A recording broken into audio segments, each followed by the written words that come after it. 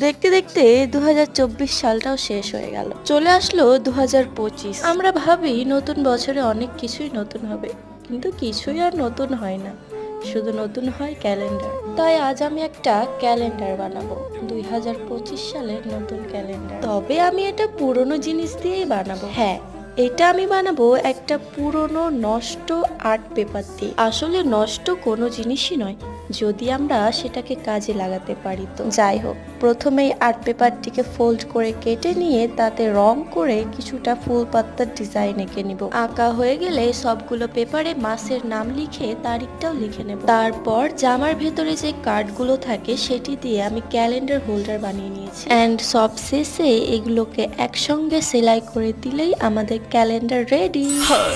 तुमसे मिलके दिल का है जो हाल क्या कहे हो गया है कैसा ये कमाल क्या कहे